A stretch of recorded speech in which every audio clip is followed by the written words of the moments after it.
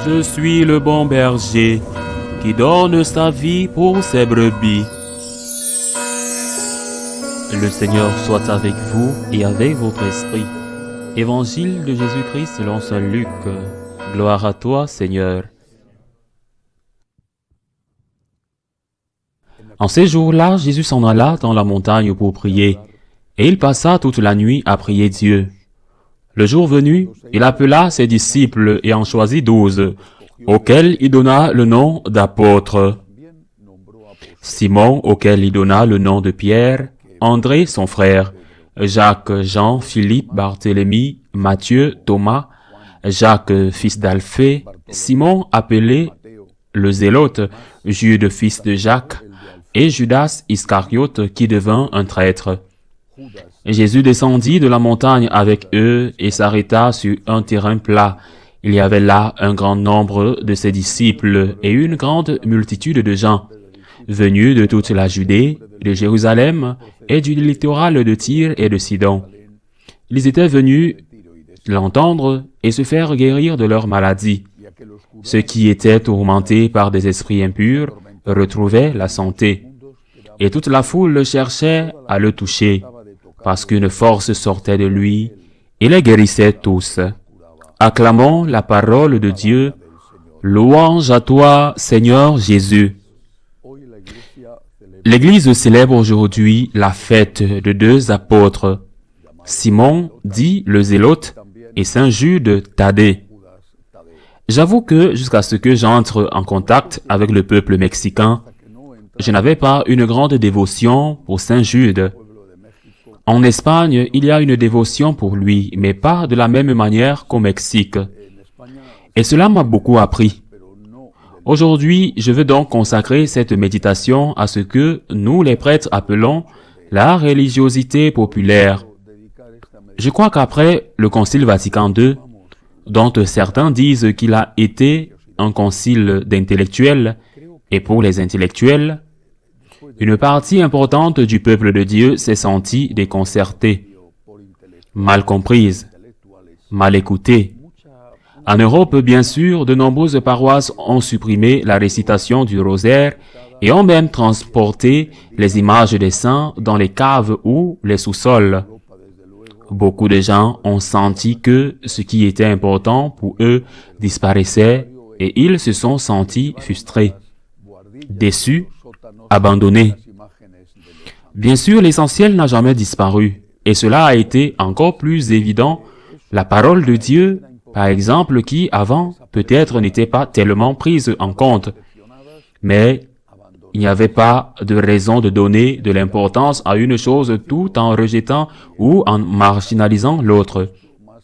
Je ne pense pas que la parole de Dieu doive être en contradiction avec la récitation du rosaire, entre autres parce que le rosaire est aussi une méditation de la parole de Dieu, étant donné qu'il médite sur les différentes étapes de la vie du Seigneur et de la Vierge, et de la même manière, je ne pense pas que la célébration de l'Eucharistie ou l'adoration du Saint-Sacrement doivent être en contradiction avec la dévotion au Saint. J'ai beaucoup appris. Je le répète, en général, les Espagnols d'Amérique, les Latino-Américains et en particulier le peuple mexicain. Cela me touche au cœur, cela m'aide lorsque je vais à Lima et que je visite la basilique du Seigneur des Miracles, pour donner un exemple, et cela m'aide extraordinairement lorsque je vais au Mexique et que je visite le village de Guadalupe. Ce sont des expériences spirituelles qui sont marquées par l'amour du peuple, par l'amour des catholiques, et qui vont au-delà de la raison, non pas parce qu'elles sont irrationnelles, mais parce que le cœur a des raisons que la raison ignore. Et c'est une phrase pas moins que celle d'un grand mathématicien, comme l'était Pascal. Le cœur a ses raisons que la raison ignore. Si nous faisons une religion intellectuelle ou, pour les intellectuels, nous oublions ces raisons du cœur. Je remercie donc humblement aujourd'hui ce que j'ai appris de la religiosité populaire de la part de ces gens simples, de ces gens fidèles, de ces gens qui continuent à supporter parfois les réponses intempestives de certains prêtres, ou même le mépris d'autres. En eux réside notre espérance pour une Église du futur. Et j'encourage tout le monde à ne pas abandonner les dévotions populaires, à ne pas abandonner la religiosité populaire et à ne pas abandonner le culte et l'amour de la bienheureuse Vierge Marie et des saints. Et en ce qui concerne Saint Jude, que nous fêtons aujourd'hui, on dit qu'il est le patron des impossibles, des causes désespérées. Mais il n'est pas le seul, car on parle aussi de Sainte Rita qui dit quelque chose de semblable. En tout cas, Saint Jude a vraiment une portée très directe devant Dieu. Notre Seigneur, jamais autant que la Vierge Marie, la Sainte Vierge qui est la Mère de Dieu. Mais j'ai vu que la dévotion à Saint Jude, lorsqu'elle est honnête, lorsqu'elle est sincère, est une dévotion qui produit des résultats. Maintenant, et voici quelque chose que je considère également très important. Cette dévotion à Saint Jude, à la Vierge Marie, à n'importe quel saint, doit être une dévotion qui ne se contente pas de la demande, qui ne se limite pas à la demande après une grâce. Il doit y avoir une action de grâce. Une vie qui n'est pas cohérente avec cette foi, ou qui n'essaye pas de l'être, parce que nous sommes tous pécheurs, est quelque chose d'absurde et une contradiction dans les termes. Je donne un exemple. Dans notre paroisse à Houston, depuis avant notre arrivée, là, l'immense majorité des paroissiens sont des latinos, et surtout des Mexicains. Dans cette paroisse, il y a une grande dévotion à Saint Jude et à la Vierge de Guadalupe. Et à l'extérieur de la paroisse, d'un côté, il y a deux images de tous les deux.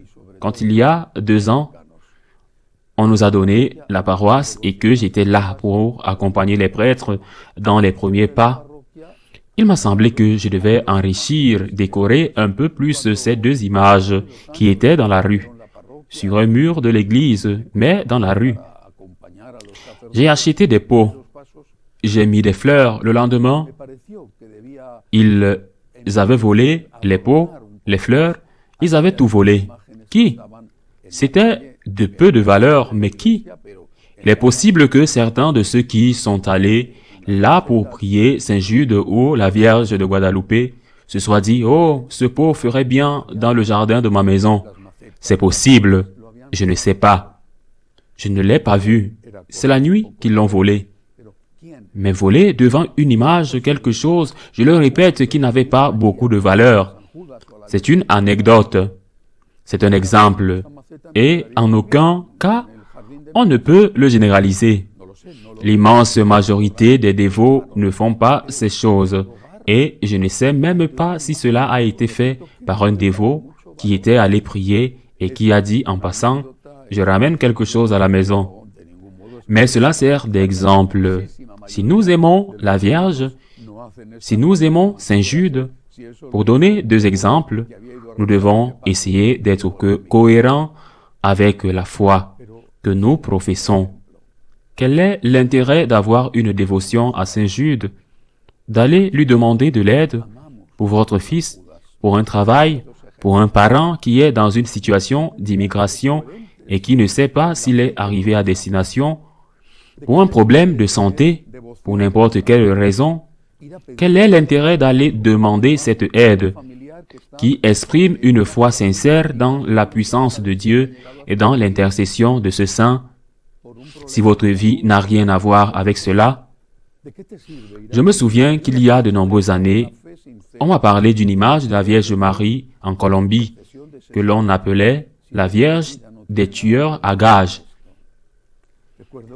Les tueurs à gages, ceux qui allaient tuer pour le compte d'autrui, se confiaient à cette image de la Vierge pour pouvoir tuer et que rien ne leur arrive, et qu'ils le tuent avec succès.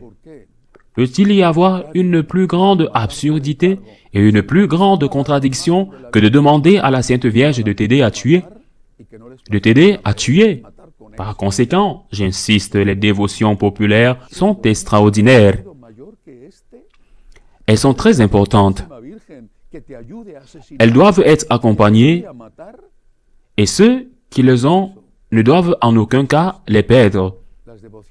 Prions la Vierge, prions les saints.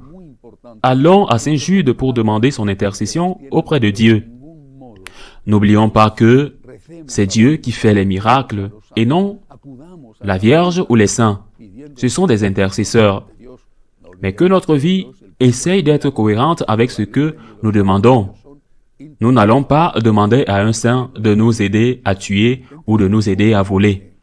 Nous allons demander à un saint une faveur. Mais surtout, nous allons demander à la Sainte Vierge, en premier lieu, aux saints, nous allons leur demander de nous aider à être des saints, à nous convertir, à recommencer. Nous allons leur demander de nous accorder la grâce de l'Esprit Saint, la grâce de la sainteté, de vouloir aimer Dieu de tout notre cœur et notre prochain pour l'amour de Dieu. Ainsi soit-il.